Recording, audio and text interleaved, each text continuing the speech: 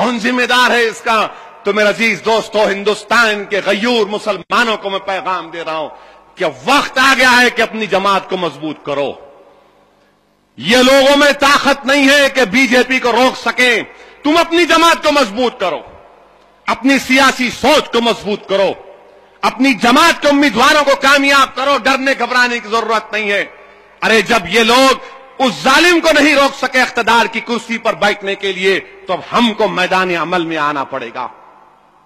अब तक तुमने मुलायम सिंह को अपना लीडर बनाया, तुमने अब तक मनमोहन सिंह को अपना कायद माना, तुमने कल तक लालू प्रसाद को, नीतीश कुमार को अपना लीडर माना, तुमने कल तक कांग्रेसियों को समझा के रोक सकेंगे, बीजेपी को नहीं।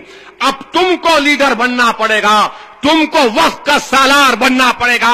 हिंदुस्तान के हर गली कूचों में एक अकबर, आसाद और मुमताज खां की तरह जियाले लोगों को बनना पड़ेगा, आगे आना पड़ेगा, क़यादत को मजबूत करना पड़ेगा। मगर याद रखो, डरना नहीं। 280 कुछ नहीं है मेरे भाई, कुछ नहीं होगा। इंशाअल्लाह ताला मुकाबला करेंगे, मजे का मुकाबला होगा। देखना पार्लियामेंट जरूर तुम इंशाअल्लाह।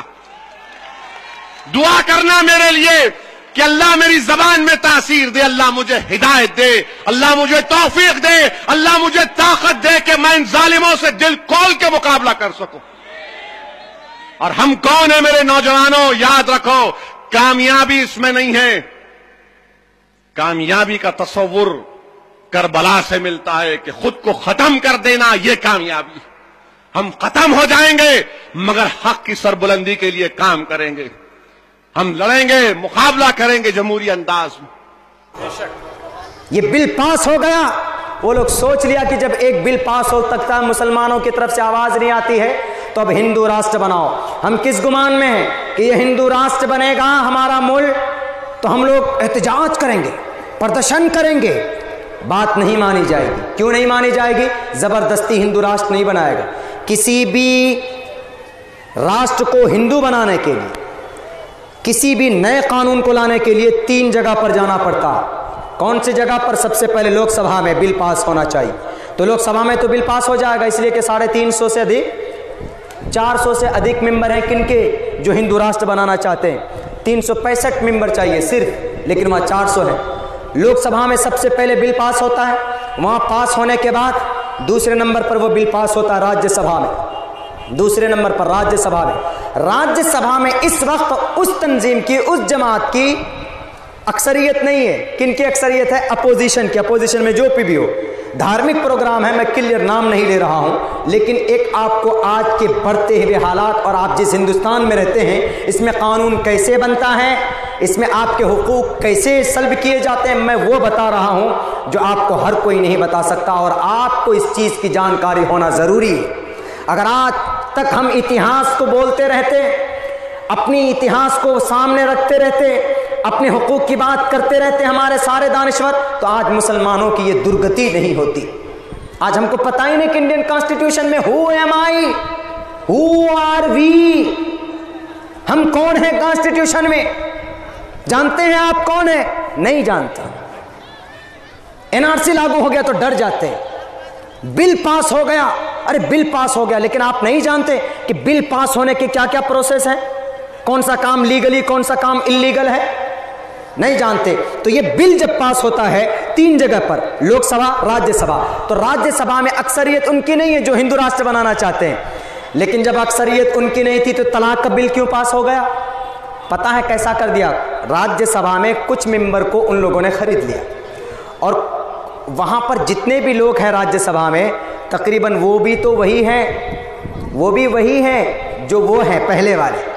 वो भी तो चाहते हैं कि हिंदू राष्ट्र बने। अगर हिंदू राष्ट्र बनेगा तो लालू जी कहेंगे कि मत बनाओ, हम हिंदू नहीं है। वो कहेगा कहाँ, अच्छा है बनाओ। नीतीश जी कहेंगे कि मत बनाओ, वो कहेंगे हाँ बनाओ। क्यों? वो भी तो हिंदू है, हिंदू राष्ट्र बनना है, क्या ऑब्जेक्शन है? वो तो सपोर्ट करेंगे। फिर आपको, फिर कौन आपकी तरफदारी करेगा? कौन? इक्के तो शेर, वही तो बोलता रहेगा। लेकिन हमारा सपोर्ट जब तक नहीं होगा तो वो कैसे बोलेगा? हमारी तरफ से जब मेंबरान नहीं जाएंगे तो कैसे होगा? उस बंदे का एक ही सपना है, कुर्सी नहीं चाहिए उसको। वो सिर्फ ये चाहता है कि हमारे एमएलए ज्यादा हों और हम एमएलए की बुनियाद पर राज्यसभा में मेंबर बढ़ता, राज्यसभा में मेंबर ज्यादा होगा तो किसी भी बिल को पास होने से हम रोक देंगे। यही मकसद उसका। हिंदू राष्ट्र बनाने की प्लानिंग तैयार हो चुकी है, तो कुछ लोगों को मुंतशिर कर दिया राज्यसभा में, अक्सरियत उन्हीं लोगों की हो गई, ये लोग बिखर गए। उसके बाद जब राज्यसभा में भी बिल पास हो जाता है तो तीसरा नंबर कहां का होता है? राष्ट्रपति का, the president of India, the राष्ट्रपति ऑफ इंडिया। और राष्ट्रपति ऑफ इंडिया जो है वो खुद कौन है? उन्हीं के आदमी है, फौरन सिग्नेचर कर देंगे, हिंदू राष्ट्र बन जाएगा। आप लाख चीखोगे, चिल्लाओगे, अक़वाम मुत्तहिदा में कहोगे कि भाई हिंदू राष्ट्र कैसे बन गया, तो सरकार कहेगी कि हमने तो ज़बरदस्ती नहीं बनाया है, जो कानून प्रोसेस है उस तौर पर हमने बनाया है। वोटिंग कर लीजिए, वोटिंग कर लीजिए, एमपी लोगों ने वोट दिया हमको, एमएलए लोगों ने वोट दिया हमको, राज्यसभा में बिल पास हो गया, राष्ट्रपति ने सिग्नेचर किया, हमने तो गैर कानूनी काम किया नहीं, उसके ऊपर कोई कानून भी हम नहीं उसके ऊपर एफआईआर कर सकते। ये प्लानिंग है मेरे मुस्लिम भाइयों। लेकिन इस मुल्क के अंदर उनका ये ख्वाब शर्मिंदे ताबीर नहीं होने देंगे। लेकिन शर्त और ज़रूरत इस बात की है, मेरे कटिहार के नौजवानों, सपूतों, मैदान में निकल जाओ, अल्लाह से रिश्ता मजबूत करो और हक के लिए आवाज़ बुलंद करने की कोशिश